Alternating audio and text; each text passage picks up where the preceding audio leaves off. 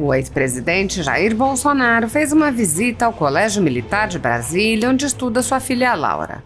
Ao verem o ex-presidente, as crianças que saíam da escola correram para cumprimentá-lo com grande festa.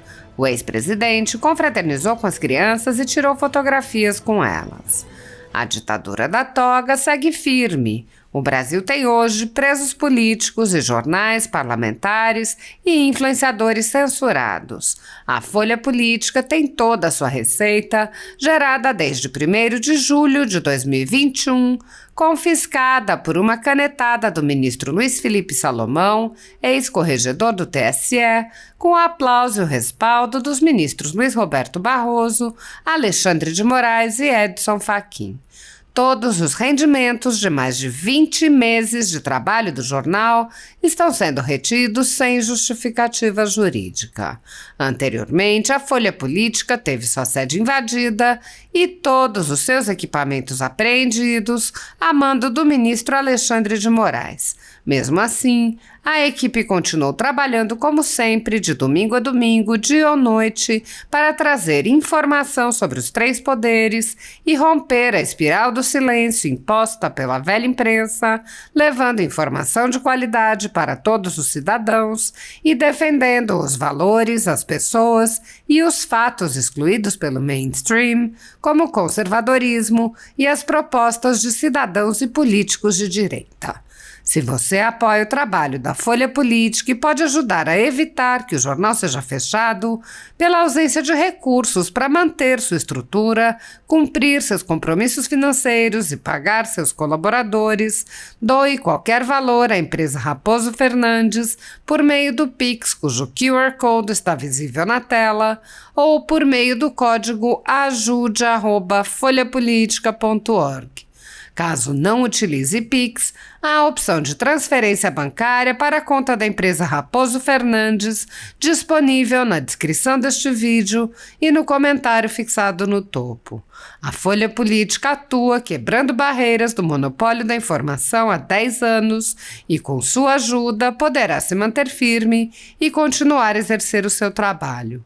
Pix ajude@folhapolitica.org.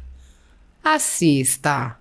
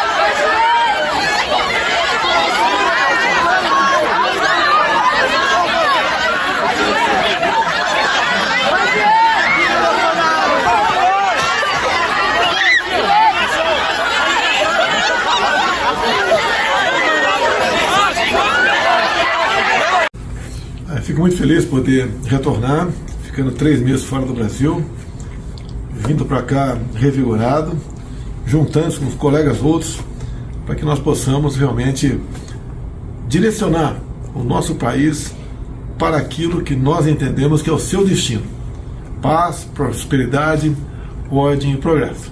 Agradeço a todos por esse momento, por essa oportunidade, e juntos nós escreveremos o futuro do nosso país. Muito obrigado a todos. Tudo bem? Bom.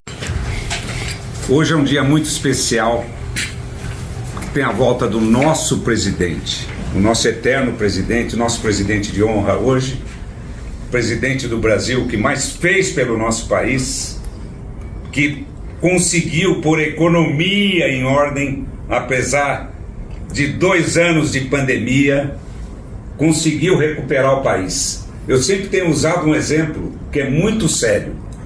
Há 2 anos atrás, todo mundo queria a cabeça do Paulo Guedes, que era ministro da Fazenda. Nos últimos meses do governo Bolsonaro, todos elogiavam o Paulo Guedes. Quer dizer, então, que o Bolsonaro entregou o país em situações favoráveis, em situações privilegiadas. Ficamos felizes com a volta dele e queremos que agora ele volte a nos prestigiar como sempre prestigiou e sempre esteja do nosso lado. O ativismo judicial no nosso país, obviamente que em particular da Suprema Corte, do Supremo Tribunal Federal. Eu quero saudar aqui os demais presentes, Paulo Faria, doutor Paulo Faria, advogado criminalista, doutora Mariane Cardoso, secretário-geral da Comissão de Direito Constitucional da OAB de Minas, também doutor Marcelo Monteiro, que é procurador de Justiça, e o professor de todos nós, doutor Ives Gandra Martins. Satisfação tê-lo conosco, sempre uma aula. Eu confesso que os últimos dias revelaram aquilo que só quem não quer ver não enxerga. Só quem não quer ver não enxerga. Nós estamos alertando, fui o primeiro deputado a falar do inquérito fake, quando eu chamo de inquérito fake, o inquérito das fake news, quando ele foi feito pelo ministro Dias Toffoli contra a revista Cruzoé, porque a Lava Jato estava chegando no Supremo. Fui à tribuna, denunciei, e foi muito bem narrado aqui durante este momento, durante esta audiência pública, tudo o que aconteceu desde então. Houve 2 eventos concomitantes, se formos olhar historicamente, para que nós chegássemos a esse ponto, que explicam, obviamente, jamais vão justificar o que está acontecendo. Primeiro, o Lava Jato chega no Supremo Tribunal Federal. Segundo, elege-se um presidente da República que se opõe em ideias àquilo que antes era a hegemonia da esquerda nas instituições e na política brasileira. Esses 2 movimentos concomitantes levam à situação distópica que nós vivemos hoje. Estamos em 2022, mas mais parece 1984. E não me refiro ao ano. Refiro-me à brilhante obra de George Orwell, que foi para mim uma das maiores responsáveis, junto com o Admirável Mundo Novo, de Aldous Huxley, para que me interessasse por política e lutasse contra qualquer tipo de totalitarismo, qualquer tipo de censura, qualquer tipo de limitação às liberdades individuais que agridem ao Estado de Direito, que agridem a democracia. O que nós estamos vendo hoje no Brasil, e digo, só não vê quem não quer enxergar, é perseguição política e censura. Coisa de ditadura, não é coisa de democracia. E quem ousa dizer que está defendendo a democracia, tomando atitudes antidemocráticas, está destruindo a democracia. Quem ousa dizer que está defendendo o Estado de Direito, tomando atitudes que ferem de morte o Estado de Direito, está também destruindo o Estado de Direito ao não observar o devido processo legislativo e todas as prerrogativas necessárias. Ficou ainda mais clara a perseguição política agora, quando a decisão recente do Alexandre de Moraes de bloquear contas de empresários brasileiros se baseou num pedido de um senador, da esquerda, Randolph Rodrigues. A decisão trazida à luz na segunda-feira do ministro Alexandre de Moraes não só foi baseada em manifestação de um senador de oposição, Randolph Rodrigues, como também de associações que são de esquerda. A Associação Brasileira de Juristas pela Democracia, a Associação de Juízes para a Democracia, e assim vai. Entidades associativas que nós sabemos são de esquerda, são compostas por pessoas de esquerda. E elas não podem ingressar judicialmente? Claro que podem, mas para fazer perseguição política, não. Muito menos pode um ministro aceitar muito menos um ministro pode aceitar que tais manifestações sejam utilizadas como base para sua decisão. Digo mais, a representação da polícia é uma vergonha. É uma vergonha para a Polícia Federal. A representação da polícia é uma vergonha. E eu vou procurar ela aqui no meu celular para trazer as partes mais vergonhosas desse despacho. Ela traz as mensagens printadas de um grupo de WhatsApp privado e menciona como base para a decisão de buscar os celulares, por exemplo, o patrocínio da campanha como atos patrióticos, entre aspas, compras de bandeiras para o ato de 7 de setembro. As compras de bandeiras para o 7 de setembro mencionadas em conversa de WhatsApp num grupo de empresários é mencionado como algo que pode ser ameaçador à democracia brasileira. Mas, para demonstrar o caráter da perseguição política, o delegado se chama Fábio Álvares Schor. Para demonstrar o caráter de perseguição política, diz ele, como é sabido, não diz de onde que se sabe isso, mas como é sabido, mensagens de apoio a atos violentos, ruptura do Estado Democrático de Direito, ataques ou ameaças contra pessoas politicamente expostas têm um grande potencial de propagação entre os apoiadores mais radicais da ideologia dita conservadora, principalmente considerando o ingrediente do poder econômico e político que envolvem as pessoas integrantes do grupo. Isso é um absurdo! Isso é um absurdo! Ele está, primeiro, supondo que os atos serão violentos. Supondo que os atos 7 de setembro serão violentos. Historicamente, eu participei de todas as manifestações com bandeiras do Brasil, pelo impeachment de Dilma, contra o PT. Se havia alguém violento, era uma raríssima exceção e muitas vezes ainda era infiltrado pela esquerda. Então, eles supõem que são violentos, mas do outro lado, a esquerda faz as suas manifestações e nunca se viu uma perseguição dessa do Poder Judiciário, como manifestações do MST, da CUT, da UNE, quebrando tudo, incendiando lixeira, quebrando carro, lojas, tudo que vem pela frente. Aliás, eles não só ameaçaram invadir o STF, eles invadiram o STF. O MST invadiu o STF. Grande potencial de propagação entre os apoiadores mais radicais da ideologia dita conservadora. Ele ainda bota dita conservadora para dizer, me afasta, eu não sou conservador, eu não tenho nada com isso. Estou usando até essa palavrinha aí, dita conservadora, que eu não conheço direito, mas é dita conservadora. É um absurdo! Absurdo! Uma vergonha para a Polícia Federal.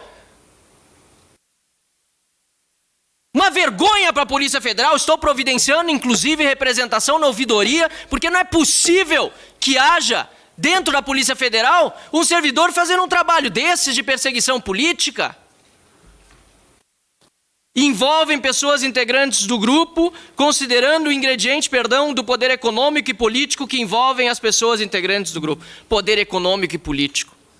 Essas pessoas, poder econômico, perto da força e da máquina estatal, não tem nada. Poder político, perto da força da máquina estatal, não tem nada. Aliás, não tem nem foro privilegiado. Não podiam nem estar sendo objeto de investigação do STF. É vergonhoso, é vexaminoso para a Polícia Federal e para o STF. É vergonhoso. Eu aqui estou defendendo a Polícia Federal e o STF. Porque eu estou dizendo que o que este servidor policial federal e o que o ministro Alexandre de Moraes estão fazendo é vergonhoso para as instituições, está enlameando o nome dessas instituições. E eu tenho direito de fazer isso como deputado, mas eu tenho dever, porque eu estou aqui para defender as instituições, estou aqui para defender o meu parlamento, o parlamento brasileiro, a Câmara dos Deputados e o Senado da República. Covarde! Senado da República, covarde! Senador Rodrigo Pacheco, presidente do Senado da República, onde vocês estão? defendendo o Supremo Tribunal Federal, Corte Constitucional importantíssima em qualquer país democrático, em que se respeita o Estado de Direito, defendendo a Polícia Federal, que, aliás, foi fundamental para revelar inúmeros escândalos de corrupção. A Operação Lava Jato está aí para demonstrar. Mas há atitudes vergonhosas de membros seus que precisam, sim, ser objeto aqui da Câmara dos Deputados, não apenas de audiência pública, que é importante que estamos fazendo ela aqui hoje, mas também de projetos de lei e reformas para impedir que isso possa voltar a acontecer no Brasil. É 2022, mas mais parece 1984. E eu me pergunto o que nós queremos para 2023, época de eleição, de campanha eleitoral. As pessoas precisam prestar atenção, inclusive e sobretudo nos candidatos ao Senado, para saber quem está se pronunciando sobre esses absurdos que estão acontecendo. Também os candidatos a deputado federal. É no parlamento que se faz a legislação e se muda o jogo de verdade. Obviamente que eu desprezo, repudio qualquer manifestação golpista. É óbvio. Senão não seria deputado federal, senão não estaria concorrendo à reeleição, senão eu não acreditaria na democracia. E é por isso que eu a defendo. E é por isso que eu defendo o direito das pessoas se manifestarem independentemente da posição política que elas exprimam. Hoje nós temos pessoas caladas no Brasil pelo Poder Judiciário, redes sociais, inclusive de um deputado federal que é concorrente à reeleição e do presidente dessa audiência pública, suspensas. Só um lado pode falar? Aliás, ministro Alexandre de Moraes, não existem apenas dois lados. Vamos parar com esse maniqueísmo. Nós mesmos aqui somos independentes na Câmara dos Deputados. Existem muitas formas de pensar. Há uma pluralidade de ideias no país e nós precisamos saber quem pensa de qual forma, justamente para que, me perdoem a palavra, os idiotas sejam de forma transparente conhecidos e não hajam nas sombras. É para isso que existe liberdade de expressão.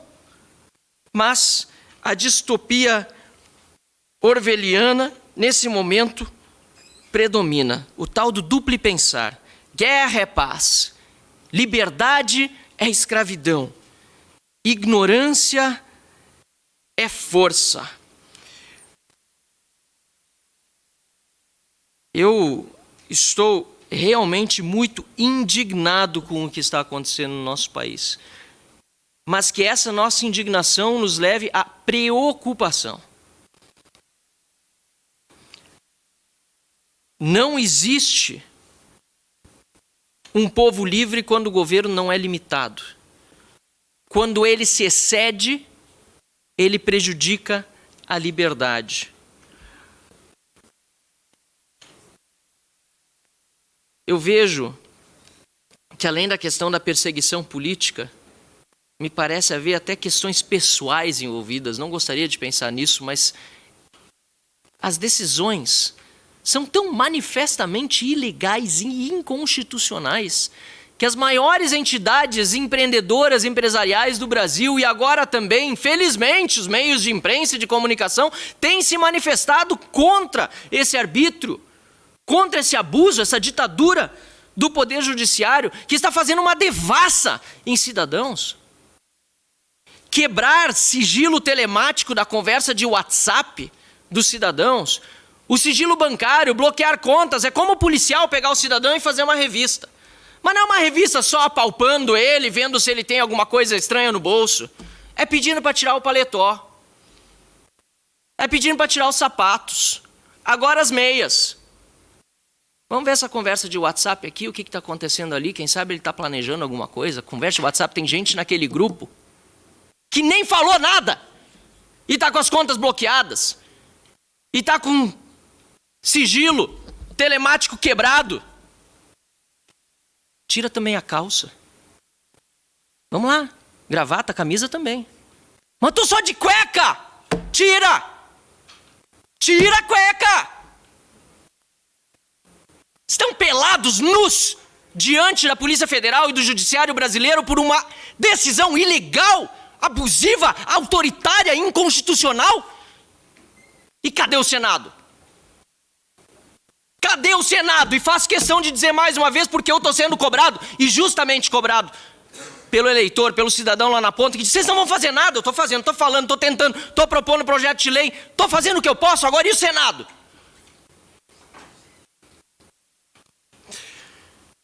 Eu aqui, presidente, encerrando essa minha manifestação, e me perdoem pela veemência, eu acredito num país verdadeiramente livre, num país em que a gente possa falar o que pensa, num país em que a gente possa expressar opinião, num país em que devemos ser, sim, responsáveis com a nossa opinião e com as instituições. E é porque eu defendo as instituições, porque eu defendo, repito, o parlamento, o poder executivo, o poder legislativo e o judiciário. Os três poderes, que eu quero harmonia e independência entre eles, que eu quero que seja respeitado o que está no artigo 53 da Constituição, que eu faço questão para encerrar a ler aqui, senhor presidente, que diz literalmente o seguinte: os deputados e senadores são invioláveis civil e penalmente por quaisquer, é o plural de qualquer, a única palavra no português que tem um S no meio, quaisquer, não falou nem qualquer o constituinte derivado, porque foi alterado, foi uma emenda constitucional feita para deixar ainda mais claro o que já era óbvio. Quaisquer, é no plural. Qualquer exponencialmente, quantas vezes quiser, é quaisquer opiniões, palavras e votos. Os deputados e senadores são invioláveis civil e penalmente por quaisquer de suas opiniões, palavras e votos.